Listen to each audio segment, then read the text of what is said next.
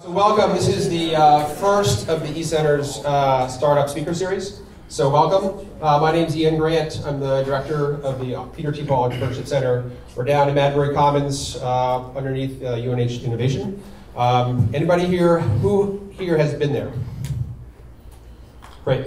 So we're going to do another little promo here in the beginning. But really exciting night tonight. All entrepreneurs are pretty cool by definition. The three here, Suki, Tyler, Brian, are probably three of the coolest ones you'll meet. And so we're going to have some really neat inside stories about their businesses, which are pretty interesting businesses in and of themselves. So we look forward to that.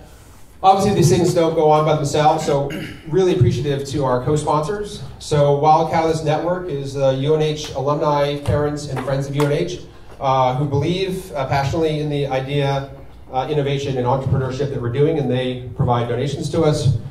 We have the Slater Group, UBS, which is wealth management out of Portsmouth, that basically helps entrepreneurs when they're successful, and individuals in general. And lastly, Kenny Buck Savings. This is actually the second event they've sponsored with us. They did the Summer Sea Grant as well. New bank to Durham, also in Madbury Commons. So for those of you who are looking for a bank, I would suggest Great, probably one of the friendliest banks I've worked with. So tonight's going to be really fun.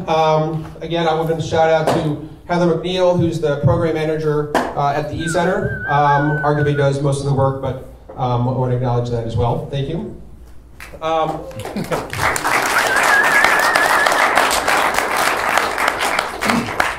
So a couple things, just a little bit of the agenda tonight. We're going to just go through a quick overview of what goes on at the eCenter as a resource for students, faculty, staff, alumni. Then we're going to have short presentations by Ty and I think Brian on their businesses.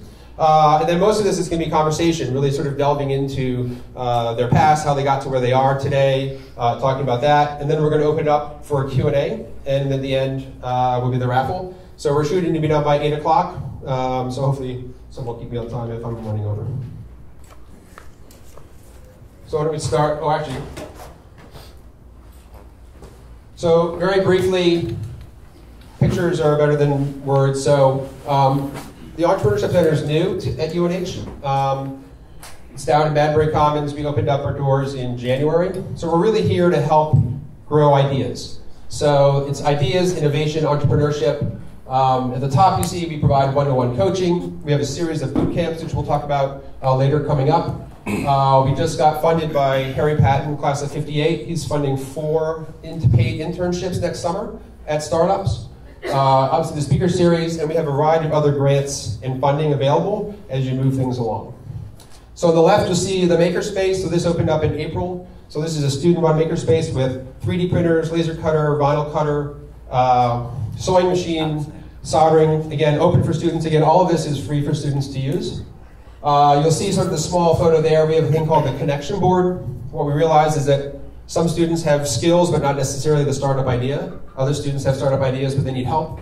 That's where you can sort of find each other. In the middle is Heather pouring coffee out of our famous caffeinator. This is cold brewed coffee from actually a UNH alum who was 3rd place at Holloway 2 years ago. He's now in 60 different coffee shops. He just got funded as of yesterday, I think. His first round of 2 funding. So another great success story here.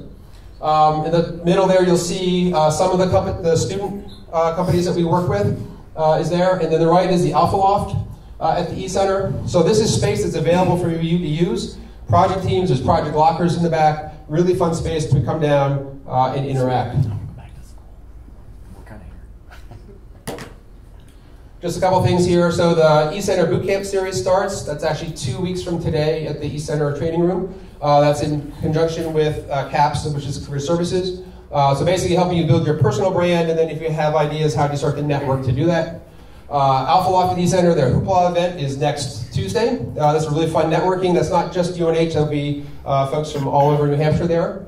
And then if you didn't get it, we have a postcard that talks about all the events that we have this fall. So I encourage you to do it and join us as part of that. And lastly, we have this thing called the eCenter Rocket Challenge, which is a bungee rocket challenge. Current record is 67 feet. Student record 55 feet. So if you want some fun, come down, take the challenge, see how that goes for you. and hand over to Todd McGill, who's co-founder of Summer Sessions and the Juice Box. Thank you very much. I assume you hold the Rocket Challenge record. That's where most of your hours are spent in? Exactly.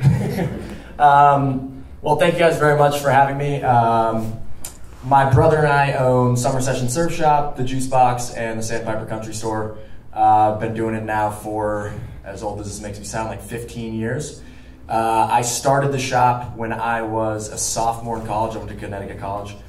And the reason we titled it Started from the Bottom and We're Still Here is because I literally opened one of the worst surf shops of all time. In my first year, we couldn't even afford to have a surfboard in the shop. So it really wasn't much of a surf shop. It was kind of like a, a clothing space. We had art. My mom kind of put us on. But it's the experiences from starting from nothing have really grounded us and built a foundation for what we do now. And just learning about, building it customer by customer, person by person that comes in the door still is ingrained in what we do every day at the shop. So when I was a sophomore, I was potentially going to try to go to platoon leader training for the Marines. I know that's hard to believe, but my mom and dad were not super in love with the idea of their baby going to the military, and so my mom offered me the opportunity to try to do something different, do something entrepreneurial, and she does retail, and said, do you think you could run a men's clothing store? I think there's a void for it. I was like, I don't think I can run a clothing store, but I could probably run a surf shop. So started it. My first season, my net total profit was $600, which is kind of a win. But all my friends that were bartending and waiters and waitresses were making much more than I was. But it was the foundation for kind of what built from there. So so that's the original shop. It was down at like Petey's Red Roof Market, and it was not the coolest, but it was, it's where we started. I actually have amazing memories from there. It's actually where I know these two from as well. But we built it. Each season was trying to make it a little bit better, something different, and it's grown. So we were there for 8 years, and we always dreamed of being at a different location. So I don't know if anyone's been to the new shop, but we have one right at JENNESS Beach, part of the Dunes Motel. And Ryan and I always used to walk in there and be like, dude, I want that spot. God, I want that spot. It's so good. And so we wrote the landlord every winter for 4 years in a row, just saying like, if you ever think about renting it, no response. If you ever think about renting it, no response. If you ever think about renting it, no response. And eventually kind of through the wry wire, we found out what the guy was paying for rent there. And the 5th year we wrote a letter and said, all right, well, this is what we're willing to pay. We're going to pay it 6 months up front. Finally, we got a response. He's like, cool, let's talk. So that was the beginning of the new location. That's us all in there working on it. We took it over in January. There was no heat in there. So we worked 6 months straight to get it where it is today. Gutted the whole thing. Basically, it was a full dance floor. I don't know anything about drywall or anything, but I know a lot more now. So the beach location is like 2,500 square feet, but it has a coffee shop in it. And that was kind of an interesting development for us. We'd never done coffee, bagels, anything, but the landlord said, if you take it over, you've got to keep the convenience store's amenity to the guest at the hotel. And we're like, awesome, yeah, we know how to do that. That's no problem for us. So now we have a coffee shop. But it was great. It actually is now an integral part of the business down there because we've got people coming across from the beach. So you've got people that might not walk into a surf shop that come in because we've got coffee, bagels, and beer and wine, which is sweet. And kind of as a development from there, that's kind of our mothership. And then we opened the downtown shop. When I was growing up, there was Slackers, which is like a sick skate snowboard shop. Then after that, there was Identity, which was like a dope sneaker shop. And then that went out, and there was nothing that represented like what I wanted to wear, what I wanted to do in Portsmouth. So, that was kind of the genesis of that. And then the last kind of part of it is the juice box. So we had started running the smoothies and the coffees out of the beach. A dude came up from, who's a property developer, and goes, hey, I've got this cool property on Route 1. Would you guys think about making a surf shop there? I'm like, well, it's a pretty crap location for a surf shop, but it'd be a pretty sweet spot for like, a coffee smoothie spot. So same thing, got into it not really knowing exactly what we were going to do, but it's been amazing so far, and that's probably our most scalable business to date. So that's kind of, one of the other elements of what we do. And kind of last but not least, like the biggest part of what we do is trying to balance like life, lifestyle, what we want to do, traveling. So it's, as hard as it is as an entrepreneur, is to be able to work with people that you like and do the stuff that you want to do on a day-to-day basis is kind of like another pillar of kind of what we try to do at the beach. I think that's it. Oh yeah, and work and balance and surfing, partying and hanging out. I think that's it.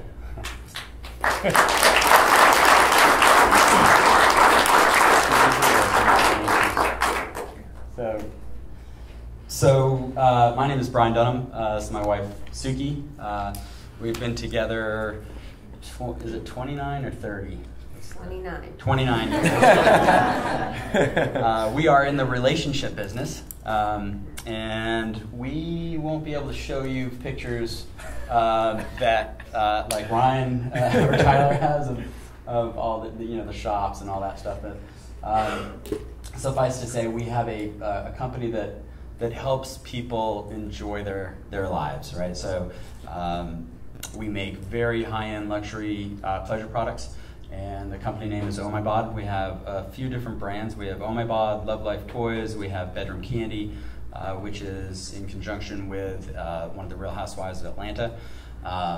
And we're just starting a new company, probably launching in November, around the baby business.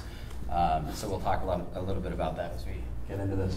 I'm going to stand up because I can't see anything. So we launched about 10 years ago. We're located here on the seacoast.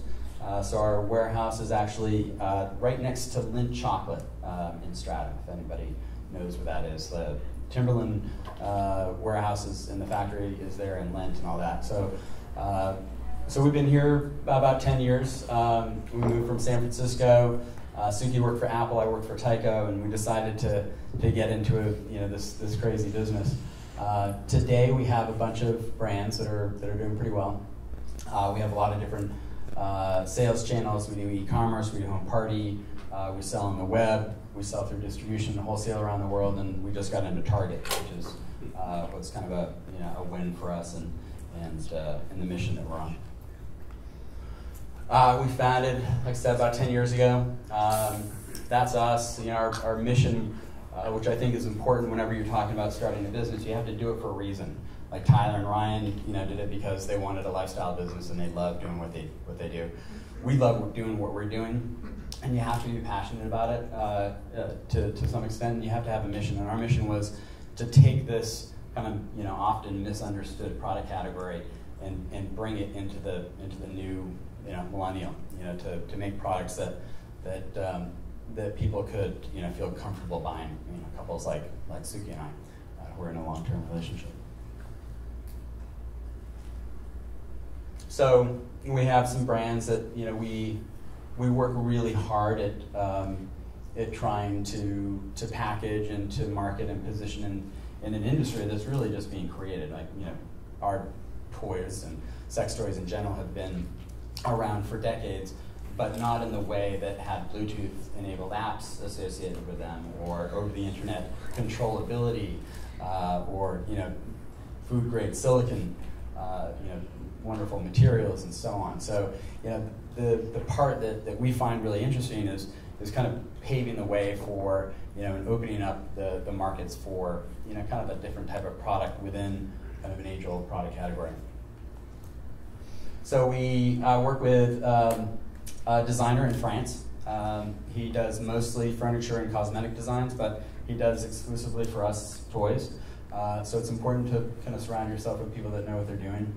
And he actually really does, and it's amazing to see him work and go through the design iterations and then through the prototyping stage to the point where you have a beautiful product created that in some cases, like ours, win Red Dot Awards in Europe, which is really cool. It's like an industrial design award. So this year was, we had a couple of milestones. So there's a Consumer Electronics Show. Anybody familiar with that? Raise your hands. So we actually were up against Fitbit and With Things and a couple of other big companies. We actually won Best of Show for a Bluetooth connected Kegel exerciser of all things. But it just goes to show that, with, after 10 years and, 6 years ago we tried to get into CES, they actually rejected us because of what we did. We petitioned to get into that show. So that's another kind of message that we'll probably talk about, right? Is, you gotta have a little bit of perseverance, like, I want that space, I want that space. We wanted to get into the show because we thought that we belonged in that show. We eventually got in, and 6 years later we won Best of Show, which was pretty cool. Some of the awards that we've gotten, which is fun. This is some of the press that we get into, which is also good and helps drive some business. And this is the interesting part to owning a business. So raise your hands. How many people here actually want to start a business someday? Pretty good, right? So it's really hard. But it's fun. It's fun. So in 2006 we started, and we're like, okay, my goal as an entrepreneur, this is my second company that I started. The first company that I started was in San Francisco, kind of during the .com boom and bust. And we got really close to $1 million in revenue. I said, you're not really an entrepreneur until you hit that first $1 million in revenue. So that's what I was working towards. And for a number of years, we're kind of waiting for that. This is just order count, but this is just to show, like, it's not easy to start, but once you hit that, you kind of find your footing, you hit that magic quotient, all of a sudden things can go really, really well. But it comes after a little bit of perseverance and a lot of hard work. So that's the story of OhMiBod and Suki LLC, and I'll hand it over to you. Yeah. Thanks very much.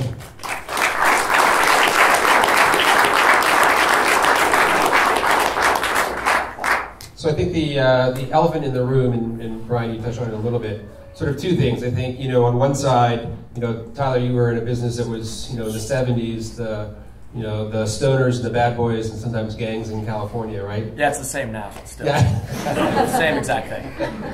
And, and now it's gone mainstream with families and 3-year-olds and 4-year-olds down at the beach surfing. And Suki and Brian, at one point, that industry was the cement building on Route 1 with no windows that everyone drove by as fast as they can. And now you're, reaching your $10 million of sales and you're in Target, right? So again, a pretty major mainstream shift. So can you guys talk about a little bit about, some of that is you guys sort of helping move that market, some of it's taking advantage of it, and sort of talk about that story between you?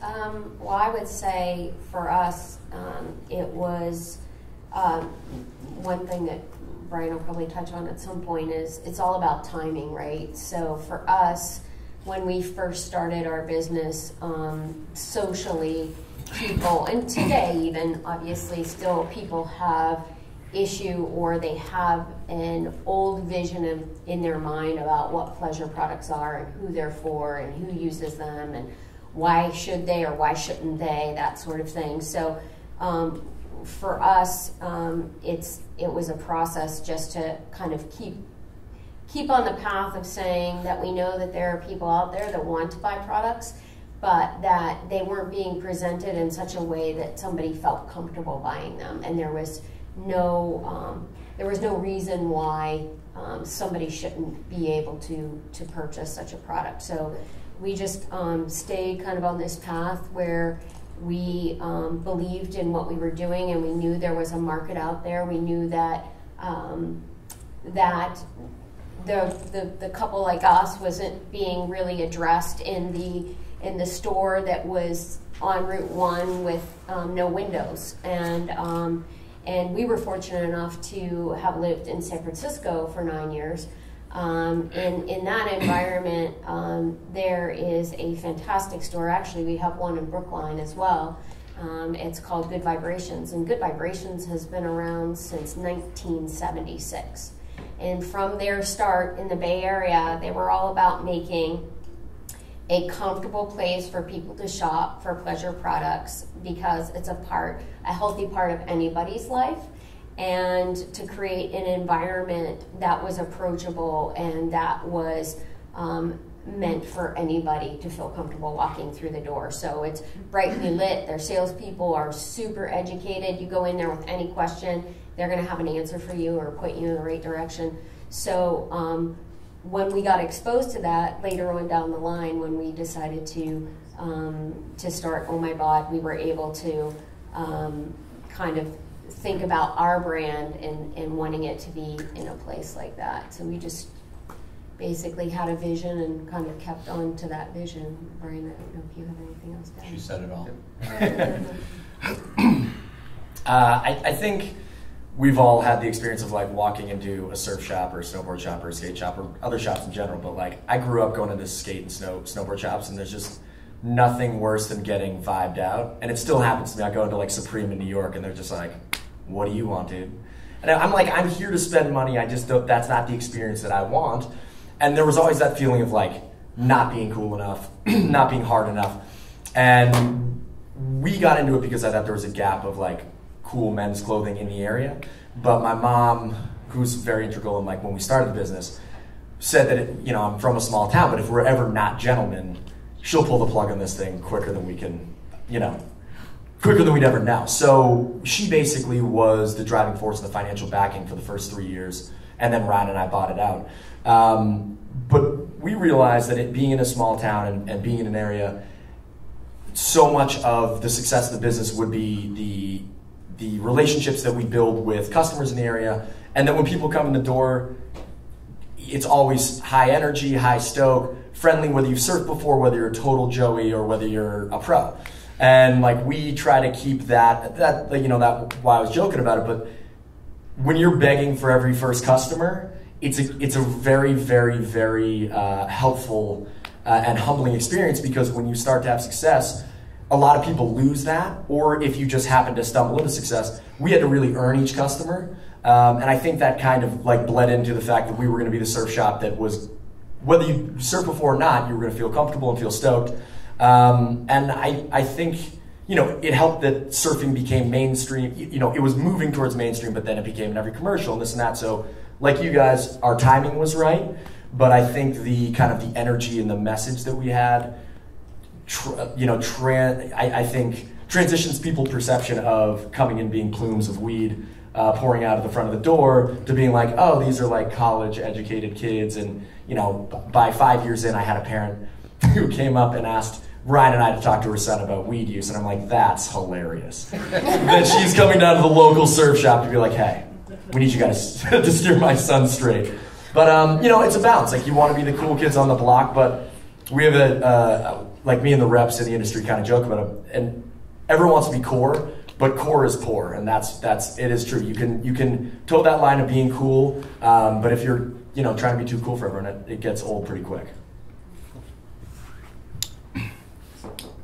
So this wasn't the first venture for any of you, so talk a little bit about sort of where you got the tools and experiences to jump into this. Suki and I we went to Northeastern University, studied international business and finance, and we actually met while we were there as sophomores. And then we moved to Munich, Germany for about 5 years, both with kind of mainstream jobs.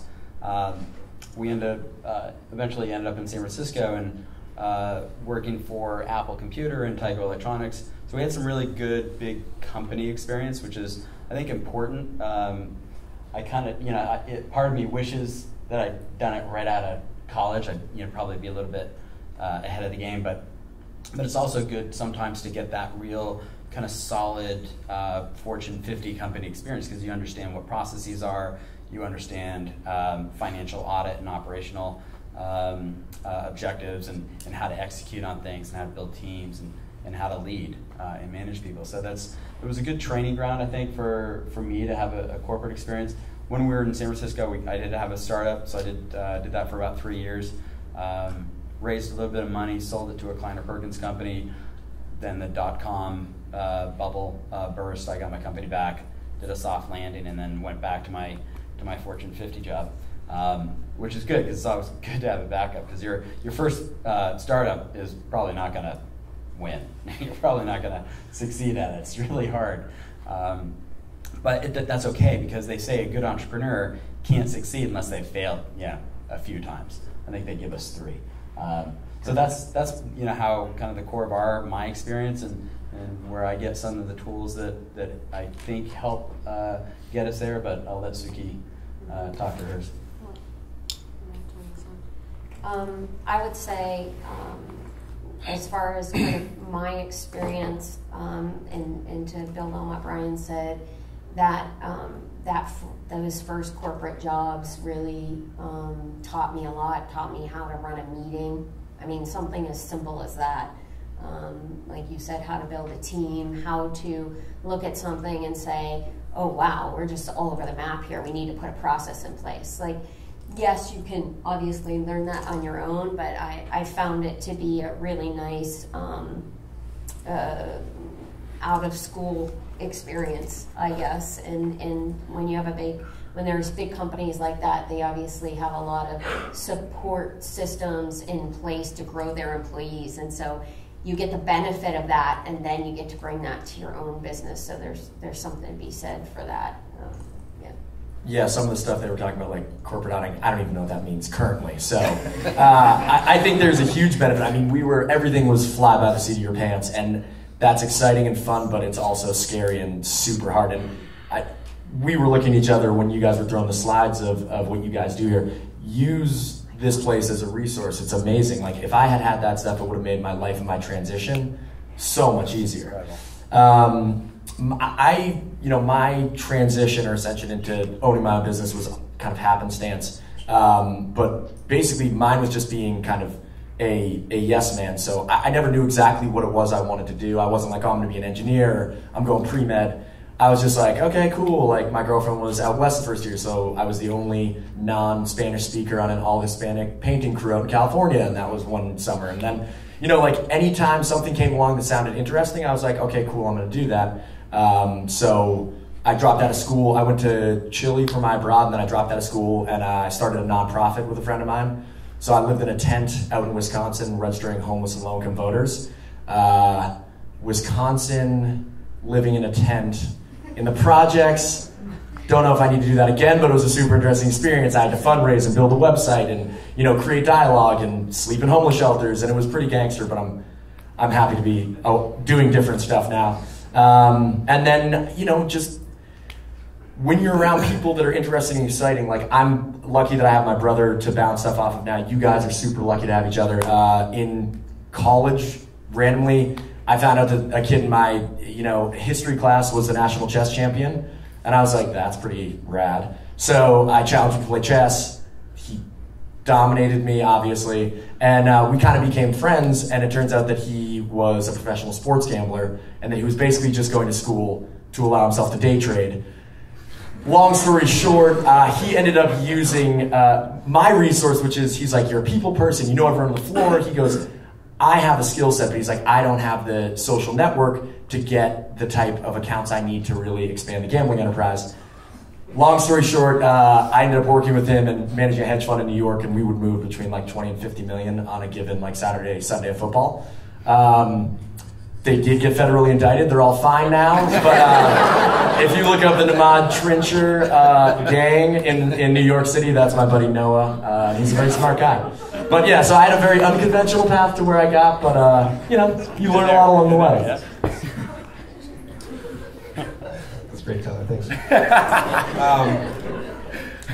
So one of the things in my own startup company is I knew, like, the first 10 customers are the hardest customers to get. So can you guys talk a little bit about the first 10 customers and then really about the credibility and word of mouth, and how you build that? Because none of you have sort of, $30 million VCs, spend the money on everything and anything. You had to be smart and prudent in how you did that and iterate along the way. Talk a little bit about that piece of the puzzle.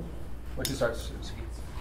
Well, I'll talk about it because I'll let you talk about the second part. The first part, getting that first customer is really exciting and terrifying for me. I'm not a sales guy, and I'm kind of a behind the scenes operational type of guy. So we had the first prototype, and I went to the store that Suki was talking about, Good Vibrations, and I went to the main buyer, and I called her and emailed her and bugged her until she said, okay, I'll meet you in a coffee shop in San Francisco.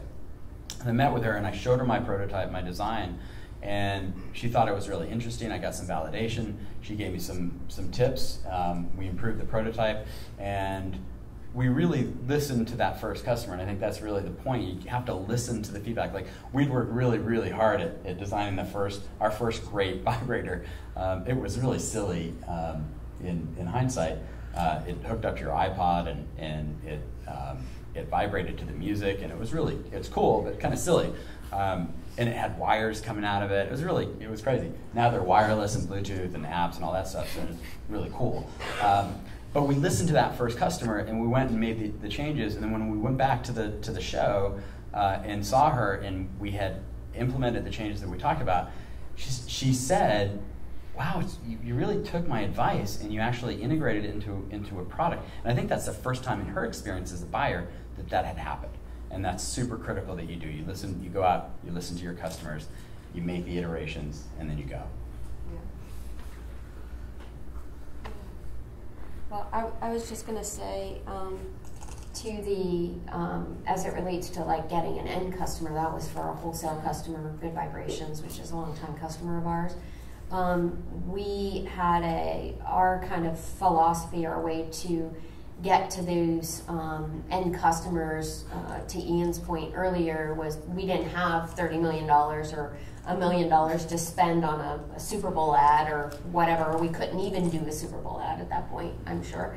And so what we did was we decided to use the very small amount of funds that we had and basically seed product to press. So somebody taught us in our dealings that there was such thing as a clutter buster, which was a box that looks better than just sending somebody a brown box, and we sent them to Cosmopolitan magazine and Allure and Women's Health and whatever, and we had it all. We had a silver box, and it was beautiful. It made somebody want to open it because those guys are getting bombarded with products all the time. And so we put an iPod in there, we had our brand on it, and we sent out, I think it was like 100 of them to press, and we got some great pickup. It was Cosmo, and I think it was Allure magazine. Sorry. Sorry, it was Allure magazine, and that was basically what really launched kind of our web presence, was the press. So even to this day, we don't spend a ton of money on advertising and spend a lot of our time, energy, and effort on press, because people that read something in an article are more likely to purchase than just seeing some ad sitting on a page like, hey, come buy our product, it's awesome. So the other thing that we did, because we didn't have a ton of money, we didn't raise a lot of money for this this business second time around. Kind of learned my lesson in the first one. But we did a viral video. We're like, oh, let's do a fun video on this. And we met this guy, and he was an editor, and we got together, and he had some models that he knew, and he threw something together for not a lot of money. It was maybe $2,500 or $2,000, something like that. And it has 8 million views. And so it's one of those things where you make smart, strategic investments in something that's creative and fun. They can pay off. So that's another kind of how to reach and how to communicate to your end customers. You guys have it made now today with all the different Snapchats and Instagrams and all this crazy stuff. So you guys are really lucky. You can get word out to customers virally really quickly. We didn't even have email when we started our first job. So I don't even know if we had 10 full customers my first season, so we really had to cherish anyone that came in the door. Same thing, we didn't really have the capital to advertise, and I'm still on the fence about whether advertising, it's so hard to monetize it and really follow the return back. So we now rely almost solely on social media and just being more creative with the way that we do things. But because we're brick and mortar, I knew right off the rip, like, I'm not an online buyer, but anything that you go into any shop and find, you can probably buy online for less. That's just a fact. There's a reason that people buy in a brick and mortar, and there's a reason that pure online retailers are not like Warby Parker are actually getting physical locations. There's an experience that goes with buying. So if I just like order something from Rusty online and it delivers to my house, it's kind of soulless. Like you saw something, it's capitalism. It's, you had a vision of something you wanted, you bought it. It showed up, that's it. When you go into a shop, like I still like buying at other surf shops and buying at snowboard shops because it's cool. Like I go to the dark side at Stowe. The dudes are rad. They know what's up in the industry. And when I buy something there, I'm like, not only is that a dope shirt, but like I feel cool because I bought it there and I was with my girlfriend and my buddies are there. And you have a story that goes along with that item. So for us, we realized very quickly that to exist in that world, in the framework of brick and mortar, knowing that I'm always going to lose the price battle, is that the experience had to be, that was what mattered, right? So people that worry about the pricing and this and that, I think what matters is when you come into the shop or go into a restaurant or go into any business, it's what you leave feeling. So our goal was when you came in, like excellent customer service, energy, excitement, all that stuff, and making it something that when they leave, they're your advertising. So that's kind of what we did, and that's been a part of what we've done with the lessons and stuff, as well as making summer sessions not really like just a form of consumption, but more that it's an experience. When you're at the beach, you're like, I like going in there. It's cool. Like, at least that's our goal with it. Thanks very much. Just change it up again for, most companies have advisors. In this case, and Ryan had a conflict tonight last minute. It's one of the downsides of being an entrepreneur is you have to put up fires. But you guys talk about, your husband and wife, your two brothers, how does that work? You have outside advisors, but talk about that family relationship piece and how that actually has helped over time or hurt, and go from there. This is a really tough one. A lot of people look at us like we're crazy. Like, how can you actually work with your spouse, your wife, your partner? And I guess it's all about perspective, right? I love Suki, obviously, have for 30 years, and will hopefully for another 30. So this is just part of what we do. I don't consider what I do a job. Like, this is our life. This is what we do. We make a lot of people happy, and we're not so happy along the way at some points because it's hard to run a business together. But we've set up certain boundaries. When you can discuss business, how often, when you stop, we have a hard stop at 10 p.m. because anything after 10 p.m. is so ugly.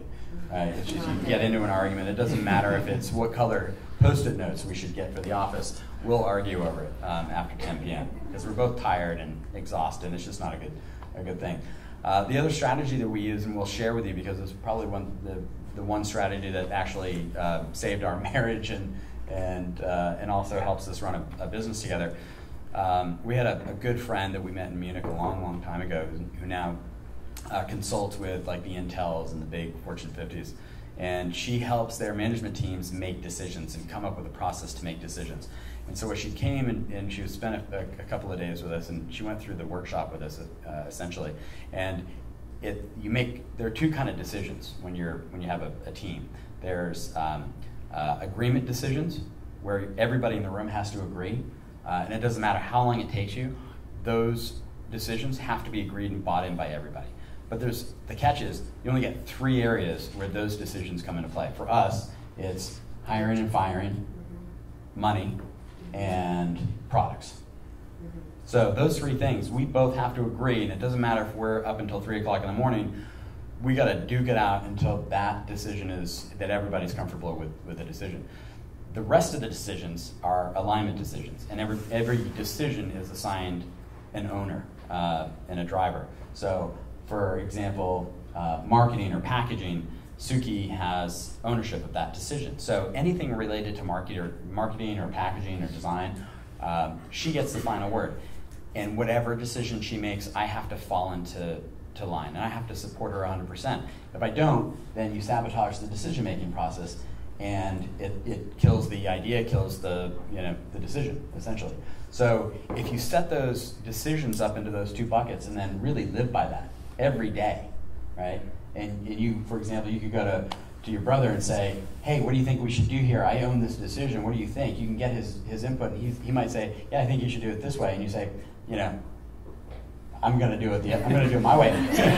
He's the one making the decision. He can ask for the input, but at the end of the day, the other guy has to fall in line. I think that's really important. It was a lesson that we learned I wish we'd learned day one, because it really helps define decision making and speed it up. And that's a key to making a successful startup, is you got to make decisions really quickly, effectively and efficiently, and then just drive, and everybody on the team has to drive in the same direction.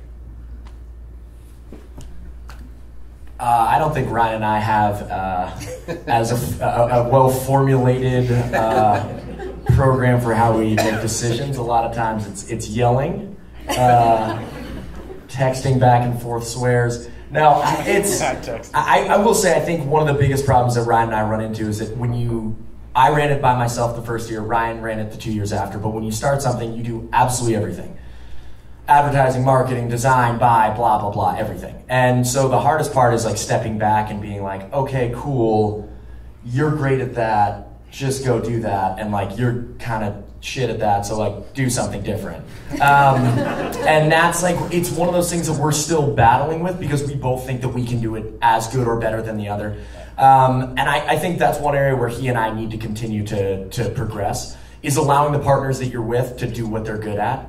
And more importantly, not waste your time in the minutia. Because at the end of the day, whether we paint the door periwinkle or we paint it sage, it just doesn't matter. Like there's certain stuff that just doesn't really matter, and you get caught up in it.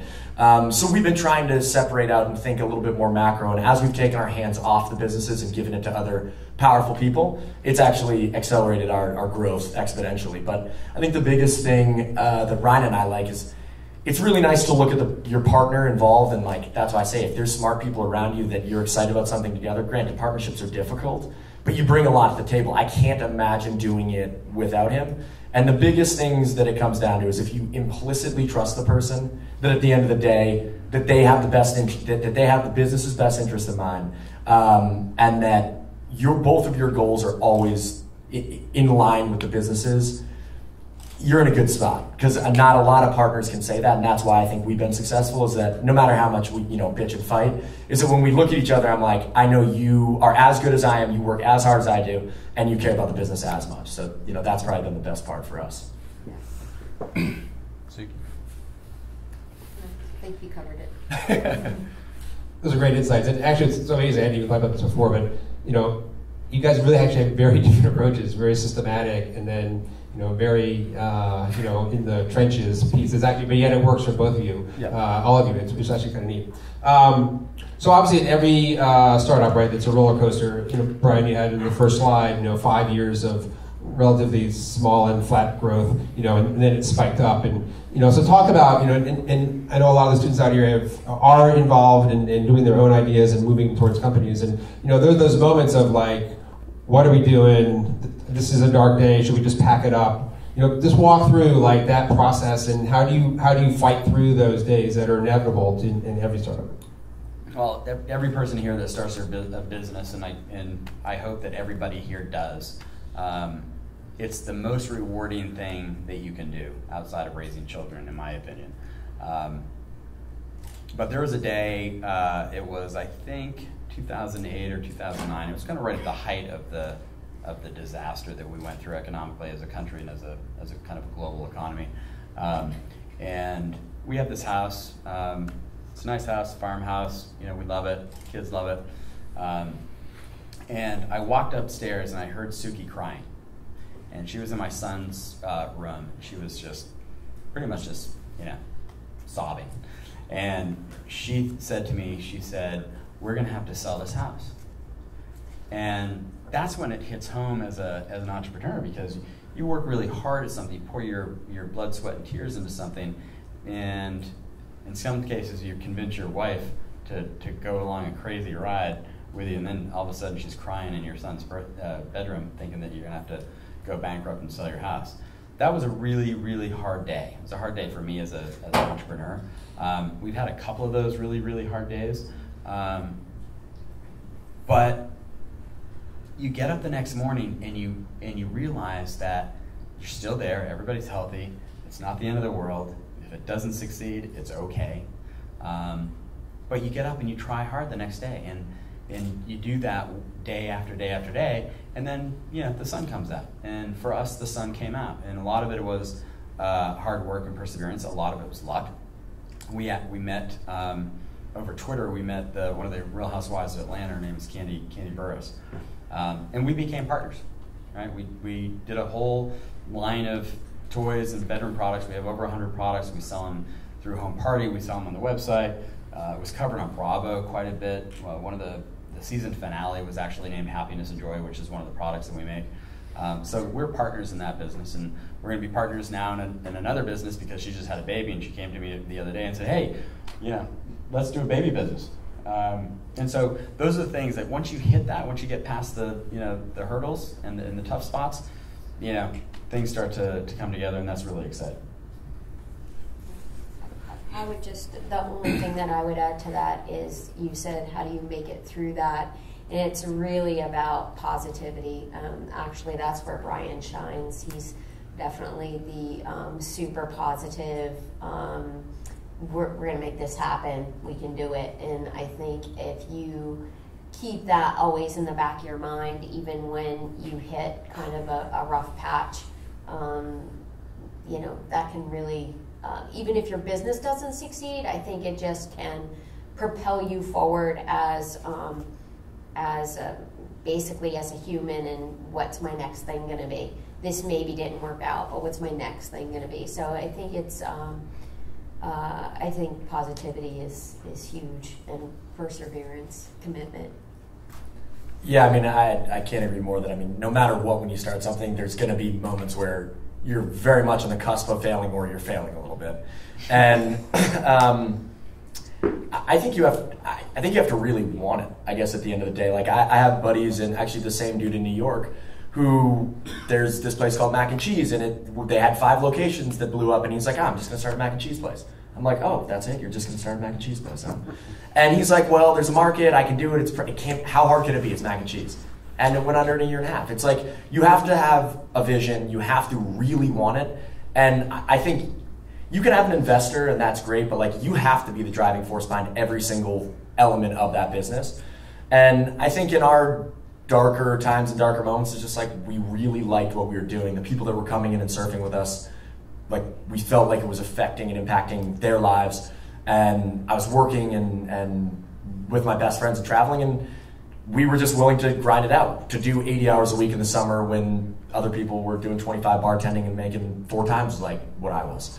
I had a vision of where it could be, and we were determined to make it work, because you're always going to be on the cusp of failing for a while. And if you don't believe in it, and you're not working with people that believe in it, you're in a bad spot. So one of the themes that keeps coming up is luck, and I firmly believe in that, and then the notion of fortuitousness and taking advantage of that. So Tyler, you have a great story, and I'll let you tell the whole story, but basically took a bet in order to get floor seats to watch the Celtics play in the NBA Finals. Talk a little bit about that, and then it's different than the surf shop and the juice box, but talk about that story and how you take advantage. I think there's a lot of themes in there that can be replicated throughout. Didn't know I'd be talking so much about Noah, but so the gambling dude, again, they're obviously big sports fans, so they were coming up for, in 2009 for the Lakers-Celtics playoffs. And I got to go in 2007, and we sat like 8 rows back.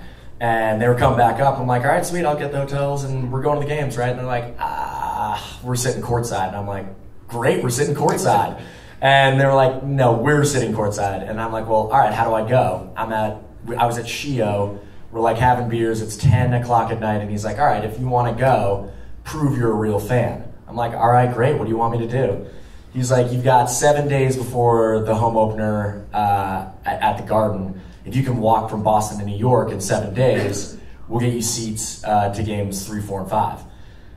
So I got on a bus at midnight, got dropped in Jamaica Plains, and then started hoofing it. I actually failed the first night. I got like 6 hours in. My girlfriend at the time was coming back up from New York. She thinks I'm an idiot. Everyone thinks I'm an idiot. And I'm like, I'm in the rain under someone's porch. They don't know that I'm there. It's like 5 in the morning. I'm like, this is stupid. I paid $140, got a cab home. I was like, that was so dumb. And my brother comes to my room and he's like, dude, you gotta go. I'm like, dude, it sucked. It really sucked. he's like, he hit me with this, which is a great brother line. He goes, okay, if you don't want to do it, I will. I was like, all right, I'll get back on the road. So I ended up doing it. So I walked 218 miles in 6 days. And as I was going, my buddy was writing for the Portsmouth Herald. He's like, dude, I think this is a cool story. Like, we should share it. I'm like, all right, cool. So he wrote a little story, like super fan walks for tickets. And then that came out at like 8 in the morning. By like 9, I was like Boston Globe, Wall Street Journal, cover of like Yahoo News. And then, yeah, like ESPN, Jay Crawford, First Take was like, hey, we want you to come and talk about your story. So I did that. And then CBS was like, hey, do you want to come and, talk about your story? So I did that stupid thing where you like stand outside and you're like, hey, everybody. And I was kind of like the end of it because I was in New York already. Like I'd done the walk and I was cruising back to Noah's apartment. And the executive producer of CBS Early Show was like, hey, do you want to fly out to LA for NBR correspondent for Game 6 and 7? I was like, sick. And then they liked that, and then they asked me if I wanted to go run with the Bulls in Pamplona, Spain. I was like, sweet. And then they hired me as a full-time contributor for CBS News, so I got, for like 2.5 years, got to travel the world and do reporting for them. So I drove a NASCAR, performed in Cirque du Soleil, did a water ski jump, did the Iditarod. I got to do some pretty sick stuff. And it was really just the result of like, again, perseverance and stuff, but dumb luck, saying yes to the right people, keeping in contact with smart dudes. Like, the people around you that you're like, that dude's gonna crush. Spend time with those people. Like, they're gonna be resources that you'll want in the future. But, it's one of those things where just like, I got in the right spot at the right time, took advantage of it, and, ran with it. And that's the same with the businesses. It's just being open to experiences and saying yes to opportunities, I think, is something that you guys should seriously consider whenever they come your way. And Suki, you were first in your family to go to college, right? So first gen, and UNH has 30 or so % of students here that are first in their family to go, and the East Side is going to start doing more and embracing that. So can you talk a little bit about the skills that you picked up and what you're starting to do, and how that sort of set you up for success? The skills I picked up at school, or? Yeah. Well, at Northeastern, that the environment back at the time when Brian and I were attending was really about jobs. Northeastern got its, or was known back when we went as a blue-collar school because you could basically earn your degree and then you were also working. So it took 5 years instead of 4. It's a 5-year program, and you did your co-ops, and that would help support you being able to pay some of your tuition. Back in the day when you could pay your tuition, I guess. And so what I learned at Northeastern, we studied business, so obviously that was tremendously helpful in starting a business. But one of the big experiences I had there, one of my learning experiences, again, was in the working environment. So I was fortunate enough to be able to work for Bain & Company. I don't know if anybody knows who they are. They're a strategic management consulting company, like a McKinsey. If you know McKinsey, Booz Allen, and Bain, those are the 3 biggies. And it's pretty competitive to get in there. And I was fortunate enough to get into the Boston Copley office. And so I learned a whole lot in there about competitive analysis. I learned about pricing. I learned about markets, just in a generic sense. And so what's great and what I learned at Apple is, from all of these different experiences, even if some of them you're in a job for a while and you're like, oh, I don't really like it here, but there's always something to be gained in just about any environment that you're in. And at Apple, what I learned about was packaging. Brian says I'm responsible for packaging. One of the most important things I learned that's really affected our business is the out-of-box experience. What does it feel like the first time you open a product? What's the customer feel? People always comment about our packaging, and that's one of the things that we used to separate ourselves from what people had as stereotypes about these products. So when you open an OhMiBod product, it's like bringing an iPhone home, to be completely frank. It's a beautiful box. It's packaged well. There's no adult performer on the front of the package. That's a letdown, by the way, for me. I'm sorry. I know, you wanted us all over the screen. And so, you know, our whole mission is to make our products approachable, female-friendly, sex-positive. That's what we're about. And our packaging reflect that, and that came from my experience at Apple. So I would say, you know, to anybody here, even one of my very first jobs was I graduated. It was a horrible market in Boston when we graduated. It was tough to get jobs then. And my first job was for Bull Information Systems, which I don't believe is in business anymore. And I was doing, because I studied finance and international business, I was doing accounting. And it was so boring, and I was in a basement. And what I learned from that was that you just have to kind of take that first step and find out what you love and what you don't love. I thought I wanted to deal with numbers. I thought I wanted to be an accountant. And I was in there for 6 weeks, and I'm like, oh boy, no way, I can't do this anymore. So, to my parents' chagrin, actually, and I moved off to Germany. So, all you guys have actually had expansion, right? The new businesses. So, I'd love to hear a little bit about to the extent you can, the Stealth Company, and Ty, about the juice box. Sort of talk about how you were able to get out of the weeds, right? It's the day-to-day grind to be able to actually step back and think about something new, whether it's expansion or a completely new concept, and how that works. So I think the one mistake that most entrepreneurs and business owners make is that they don't focus on what's going to keep them in business in 5 years. And what you've created today might be great, but it might not be great tomorrow, or there might be 10 other people doing it tomorrow that do it a little bit better. So we were fortunate enough to kind of come out of the recession, and our product was getting great press, and we found a different manufacturer route. You know, the quality of the products actually increased. And then we met Candy and did the bedroom candy project, which is awesome. She's a great partner, and because she's on Bravo all the time, it's really great marketing. And so, you know, I guess my takeaway from the experience and to your question, you got to always think about what's going to keep you in business 5 years from now. Suki just about strangled me when I came to her about 3 weeks ago and said, hey, Candy just called, and Todd, and they said, hey, you know, we just had this baby. It's really cute. His name's Ace. He is. And hey, what do you think about doing another business? We'll do it, you know, baby products, pacifiers, and bibs, and bottles, and toilet seats, and all that baby stuff.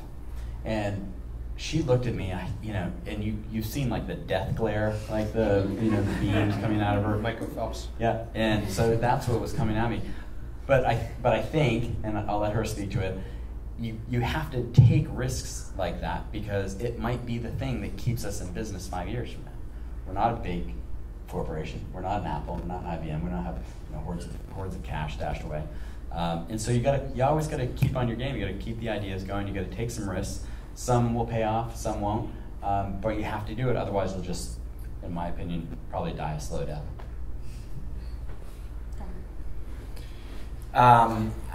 I think I agree with you. I think there's an interesting, a point in each entrepreneurial career where, so when you start, you have to do everything. Everything, nuts to bolts, you literally everything.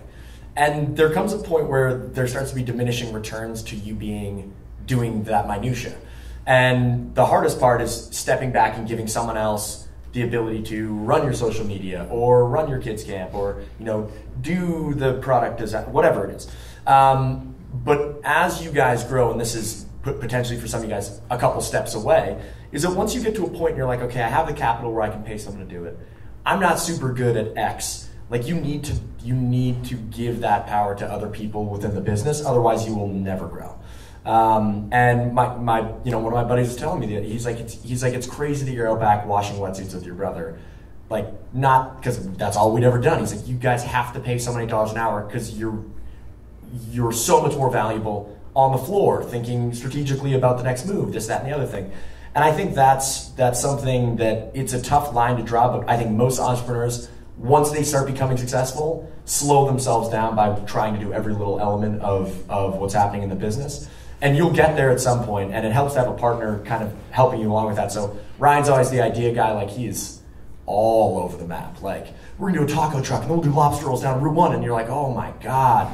So, you know, he kind of throws out a bunch of good ideas, and then I try to like bring them down and pragmatically think about it and be like, okay, great, how do we execute? So, you know, it's a balance of thinking big, but then taking whatever the big ideas you have are, and then figuring out how to execute them. Because you'll find when you're in these meetings and you're talking to people, everyone has an awesome idea.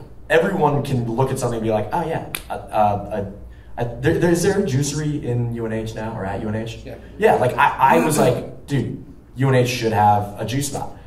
But I couldn't execute it because I didn't have a staff or a means to do it.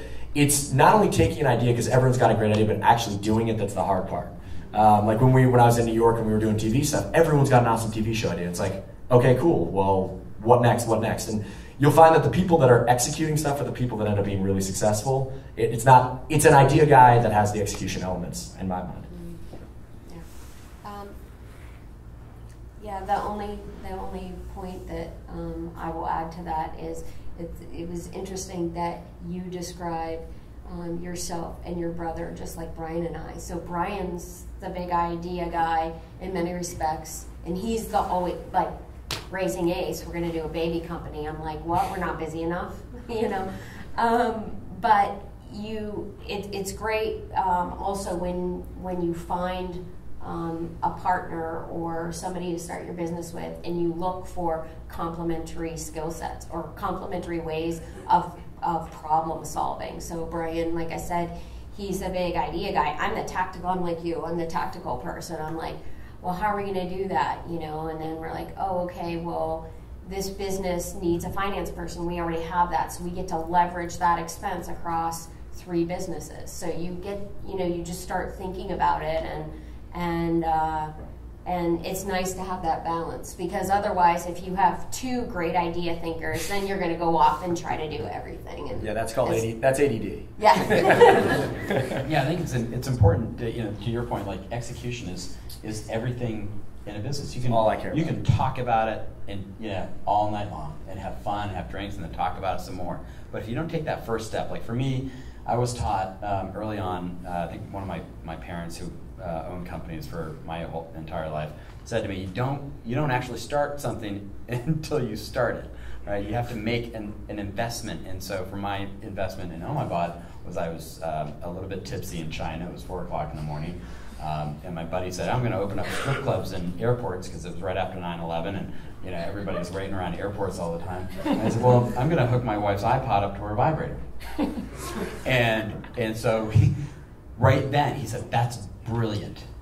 He just said, that's brilliant. It was 4 o'clock in the morning. It was in China. And he said, that is absolutely brilliant. And that's the first time I heard that. I've heard that, you know, about 1 billion times since. Like, that's just brilliant. Hooking up music to vibration and you know, having that as an escape. And so you got to take that first step. So what I did was, from China, I registered a domain, and it cost $20 or whatever it was. But the fact is, the point is, you actually have to do something about it. You have to put the stake in the ground and go do something, whether it's registering a domain, you know, filing for your business, creating an LLC so that when you can execute, you're all there, you get your paperwork all set up. So execution is absolutely everything, and without it, you know, a lot of great ideas just kind of sit there and go nowhere. Yeah. Great feedback. All right, so we have 10, 12 minutes or so. So I want to open it up for questions.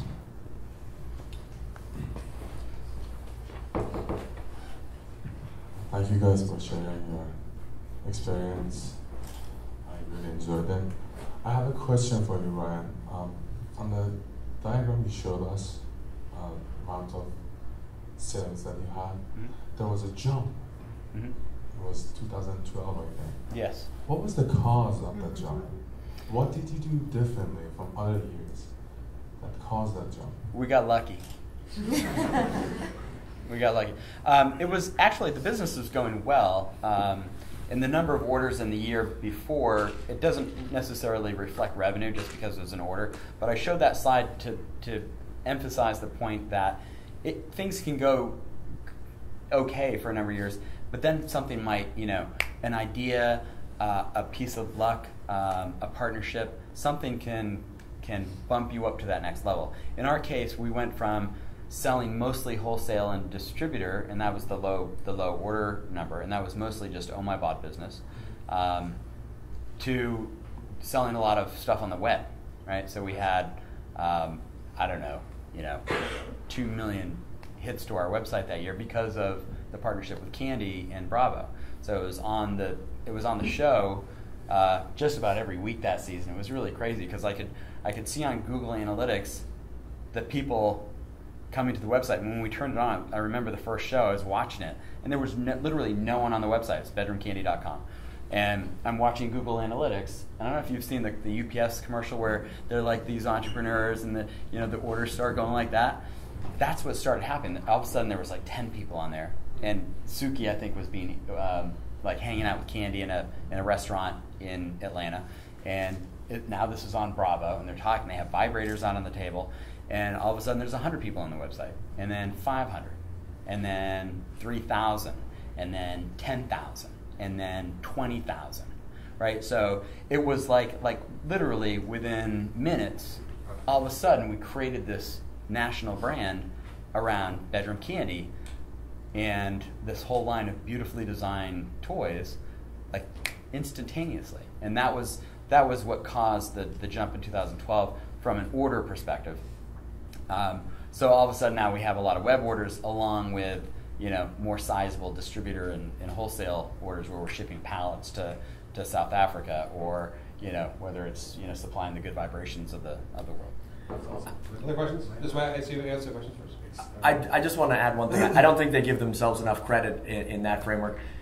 That jump and that partnership is not just luck. Yes. They're creating a platform because obviously Candy has celebrity. She can go with anybody, obviously. So it has to do with their personalities, but that they created an infrastructure so that Candy felt comfortable that when the orders started coming in, one, they could execute, two, they could get it done, and that it wasn't going to be like, oh, great, we talk a big game, but we can't back it up. Right. So there is some luck, but I think they've obviously done a wonderful job to put themselves in a position where someone of that stature would want to partner with them. I just wanted to put that out. Yeah, relationships matter. Yeah, 100%.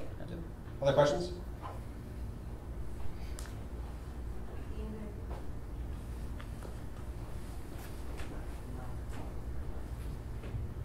Can each of you discuss a little bit about your thoughtfulness behind branding? So I noticed, like with Tyler, with just in the juicery summer sessions, the design of the brand and what you wanted it to represent, and some of that design, and as well as kind of OhMiBod, but the packaging and kind of what went into some of the thought behind how you created your brand. I think branding and the build out of a physical location is absolutely instrumental in the success. So there's kind of three principal elements that we think a lot about, is like where you're located, and then the product, which is obviously what it looks like inside, and then what you're getting, and then the people behind the counter. So branding for us, to be honest, we do a lot of derivative stuff. So anytime I'm in a city, especially ones that I think are ahead of where we are, like LA, San Fran, New York, I shop. I don't necessarily have to buy, but if I walk by a juice spot, I'm walking in there. I take photos nonstop. I'm drawing all the time and like bouncing stuff back and forth. But you go into these places and you can walk into like Walmart, and I don't want to look like Walmart, but there's a reason that they built things out the way they do. There's a reason that the supermarkets leave all the stuff that you need at the way back because you have to walk by everything else. So for me, the branding element, a lot of the foundation is being aware of what other people are doing that are really good at it, and being okay to look at them and be like, okay, great. So Apple makes an amazing product. We all open that and we're like, wow, this is really sharp. So taking that and making it your own is one thing that we work on. So with the juice box, like we like the idea of a stamp, something that was kind of clean. The juice box itself is actually, we got ranked one of the world's 10 smallest locations, so the juice box kind of made sense as well. But even at summer sessions, like with the logo and branding, there's a big part of discovery in brands. like you guys will see in your business courses where you look at the FedEx, the FedEx name, and there's actually an arrow in it, and there's hidden meanings behind it. So with the Summer Sessions logo, by the way, nice tee. The Summer Sessions logo, when we started, it was only open 3 months out of the year, and then we traveled the off season. So it was for the 4 seasons, and then we had the green was for summer when we were open. It's got the kind of teardrop, which is obviously for water because that's what we're a part of. But the interesting thing about the logo, one of our joint friends, Ryan Widrick, made it. He did the Anon logo, Burton Anon logo. Is that the negative space around the teardrops is actually the SS. So the teardrops are the negative space of the SS. So we think about it all the time, but from, if I were to give other people input on it, is look at what other people are doing and make it, take what they're doing. You don't want to be replicating, but don't be afraid to look at other people that are crushing it and be like, sweet, how can I make that my own? And these guys, I mean, I don't know how many, maybe you can stand up and show everybody the summer session. But I see that on the way up here. I probably saw it on, I don't know, half a dozen cars. Like, I notice it everywhere. It's that logo is the stickers that you have on everybody's car. It's incredible, and I think that speaks to what they've built and the branding that they've been able to accomplish, especially in this community. Everybody knows who they are, what they're doing. I know the moms love to take the surf classes at night. People want to be associated with the brand, right? And that's the key about successful branding is that you want to be, to say, yeah, I am part of that. So. And I think we're lucky in the sense that like we're in an industry that like surfing and surf culture is permeated in all aspects of culture now. But it's an easy thing to be a part of because I love seeing surf stuff. Like I want to be outdoors, like I want to be active, I want to be fit. So we get lucky in the sense that like basically anything we're doing that's travel, leisure, this, that, and the other thing is building the brand. That becomes a lot more difficult when you're trying to create a brand around a construction company or like fertilizer, vibrators. But if you're smart and you're creative, there's ways to do it. But you've got to think outside the box. Mm-hmm. We, as it related to our brand, since we got our start basically making technology-enabled pleasure products. That's how we defined ourselves, and that was the first music-driven vibe, which connected to an iPod. We, to your point, piggybacked off of a brand that everybody knew, which was the iPod, the iconic iPod, and came up with the OhMiBod name and knew that we wanted it to be clean because visually we knew that people would get it immediately. They're like, oh, what?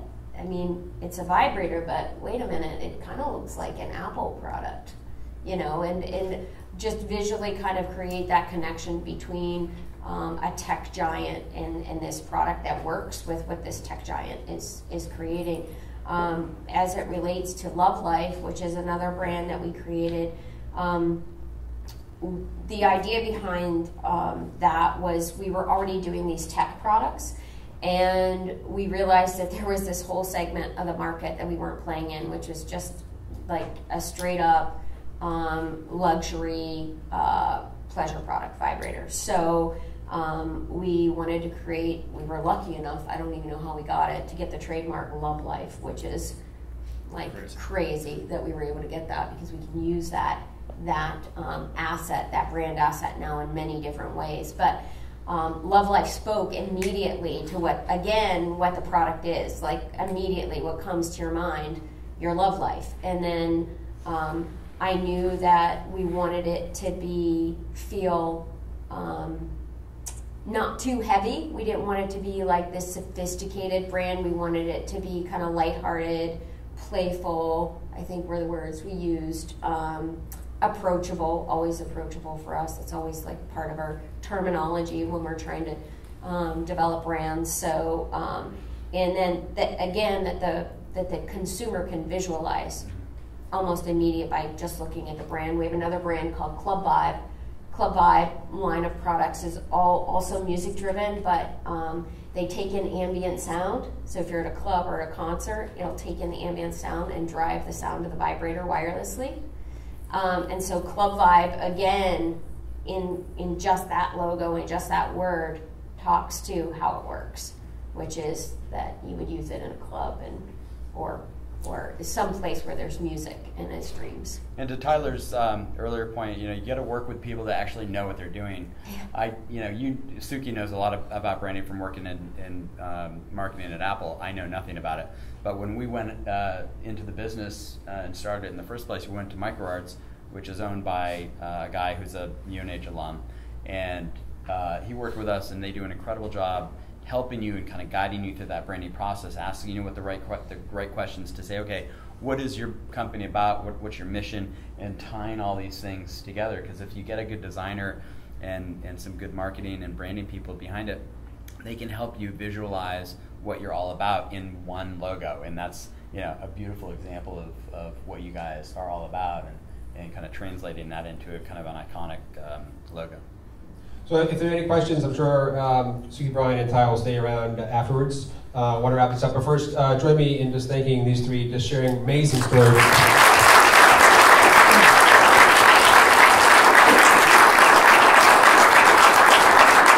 So now we're going to do the bunch of the raffle. So thanks to Ty, he brought some extra swag. So we're going to start with some swag, and then we'll do the surfboard last. 007. Hey, it's in the family. That's very funny. There you go. Come on up. Congrats.